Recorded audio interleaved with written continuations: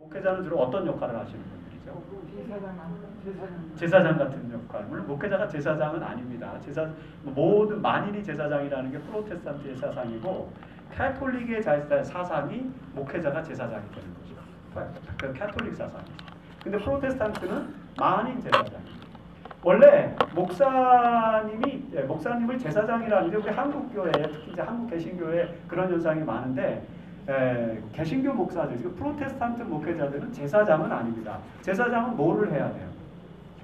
제사를 지내야 되는데, 프로테스탄트는 제사를 지내지 않는데 카톨릭은 제사를 지냅니다. 왜요?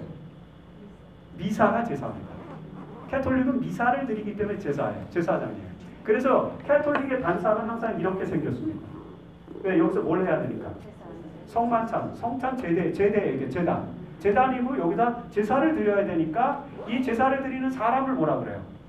제사장이라고 하니까 제사장이라고 한 것입니다. 원래 성경에는 감독이 있고요, 장로가 있고 집사가 있어요. 그런데 감독과 장로는 성경에서는 직분이 구분이 안 됩니다. 그러다가 AD 1세기 지나서 2세기 중반쯤 되면은 1세기 후반이나 2세기 초에도 그런 게 나타났을 거예요. 왜냐하면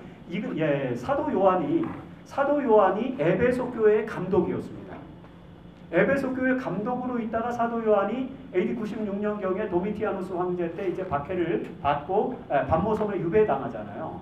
그때 이 사도 요한은 에베소의 감독이었어요. 근데 에베소에는 장로들이 여러 사람 있었죠. 그 중에서 한 대표 지도자를 감독으로 이제 이렇게 추대를 했던 것 같아요. 그래서 그 비슷한 시기에 안디옥에는 누가 감독이었냐면 이그나티우스라고 하는 사람이 감독이었어요. 근데 여러분, 초기 교회는 예루살렘에서부터 교회가 시작됐잖아요. 그러다가 이 교회가 어디가 중심이 되죠? 바울 때는 안디옥이 중심이 되죠. 그러니까 안디옥은 큰 곳이에요, 작은 곳이에요? 큰 교회, 작은 곳이에요. 아마 모르긴 해도 안디옥이 우리 여기 서부에서는 어느 교회쯤 될까요? 서부에서 제일 큰 교회가 어디예요? 중심 교회가?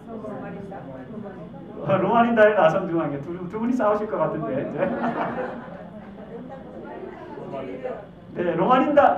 예를 들어서 로마린다 예루살렘 교회 하시겠습니까? 로마 교회 하시겠습니까? 안티옥 교회 하시겠습니까? 중심이 어디예요? 선교의 중심. 바울이 지키고 그 다음에 바나바가 감독을 하는 안디옥 교회. 그 모든 이제 그 초기 교회는 안디옥에서부터 파생되잖아요. 하지만 예루살렘 교회는 베드로가 있고 야고보가 있는 명실상부한 중심 교회이긴 하지만 세력은 어디가 더 커요? 그렇죠. 예루살렘 교회. 그래서 바울이 계속 예루살렘 교회를 돕기 위해서 구제연금 걷어다가 갖다 주고 고린도전서 16장 이야기가 그거예요. 그래서 연보를 걷어두었다가 첫째 날 연보를 두었다가 내가 가면은 그걸 내라. 그럼 내가 그거 가지고 예루살렘 교회를 도와주겠다. 예루살렘 교회가 어머니 모 교회이긴 하지만 세력은 어디가 더 커요? 안디옥 교회. 그러니까 이제 로마린다 교회는 어디 하시겠습니까? 안디옥이 낫겠어요? 근데 실제 교회의 중심은 로마 교회예요. 이미 AD 2세기 빅토르 감독 시대쯤 되면은 모든 사람들이 로마 교회를 쳐다봐요. 그래서 폴리카르푸스도 그 다음에 무슨 이레네우스도 다 이레네우스는 리옹의 감독이었고 폴리카르푸스는 서머나의 감독이었어요. 그게 다 그 시대에 이제 교회들이 많이 생겼는데 로마 교회 감독이 중심이 되고 2세기쯤 가면 그렇습니다. 그러니까 아마 로마린다는 로마 교회를 하셔야 될 거예요. 그래야 제일 이제 향후적으로 중심이 되는 그런 교회이긴 한데 어쨌든 이런 교회적 환경 속에서 그 감독들이 하나씩 생겼어요. 그 안에는 안티오크 교회에는 장로들이 여럿 있었잖아요. 근데 그 중에 대표 장로가 뭐가 되는 거예요? 그게 이제 이그나티우스가 그게 된 거예요. 그래서 이그나티우스 감독 하에 장로들이고 집사들이. 그러니까 직제는 감독, 장로, 집사예요. 그렇죠? 이렇게 됐는데 캐톨릭은 요거를 어떻게 바꿨냐면 보세요. 감독은 뭐가 됐을까요?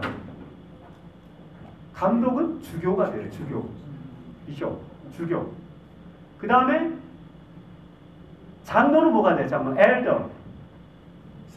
사제가 돼. 사제. 어떻게 하셨어요? 역시 사제가 됩니다. 이제 저랑 한 5일 공부하시니까 이제 모르는 것들만 머리가 돌아갑니다. 사제가 되고. 그다음 집사는 뭐가 됐어요? 집사. 신부. 아니 사제가 신부고 집사. 부제라고 들어보셔서 부제? 오. 부제가 되는 부제, 부사제. 그래서 여러분 영어로 부제가 디컨이에요. 사제가 엘더입니다. 그런데 개신교에서는 개신교의 목사, 장로, 집사 제도를 만든 사람은 이렇게 다시 이걸 환원시킨 사람은 칼뱅이에요. 칼뱅이 목사, 장로, 집사 제도를 만들었어요. 그게 원래 성경적이잖아요. 원래는 뭐였는데 감독, 사제, 부제였던 거를 목사, 장로, 집사로 다시 환원시키고 목사와 장로 사이에 직분 하나 끼워 놓는데 칼뱅은 거길 뭐라고 넣냐면 교사, 성경교사. 성경만 전문적으로 알면 자기가 교사였거든요. 칼뱅은 제네바 시공국의 성경교사였어요. 그러니까 목사라는 직책이 있고 장로라는 직분이 있고 집사라는 직분만 있으면은 자기가 역할이 없는데 사실은 칼뱅은 제네바에서는 최고 권위자란 말이에요. 영적으로. 근데 자기는 목사는 아니니까 거기다 뭘 껴놓은 거예요? 교사 이렇게 껴놨어요. 그래서 목사, 교사, 장로, 집사 요게 프로테스탄트의 제도입니다. 그런데 캐톨릭은 감독, 사제, 부제로 해놓고 감독, 사제, 부제가 전부 클러지예요. 제사장입니다. 이 그룹들이 전부 뭐예요? 예, 이 그룹들이 성직자입니다. 클러지. 왜 성직자예요? 제사를 드리는 사람들이기 때문에. 그래가지고 감독 밑에 사제, 사제 밑에 부제라는 이 하이라키를 만든 거예요. 계급적 구조. 그러다 보니까 개신교는 칼뱅은 그거 아니다. 그리고 이제 목사, 장로, 집사로 원래대로 환원해서 목사, 장로, 집사는 이게 하이라키의 계급 구조가 아닙니다. 역할 구조예요. 역할.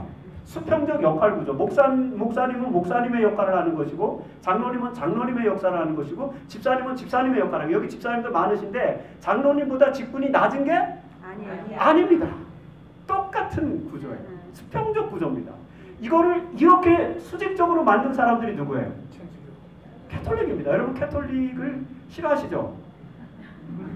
아니, 캐톨릭을 싫어하는 게 아니라 캐톨릭의 몇 가지 제도들, 잘못된 부분들은 어쨌든 그걸 개혁한 게 개신교 아닙니까? 리포메이션한 게. 그래 그런 관점에서 우리가 의식까지도 어떻게 돼요?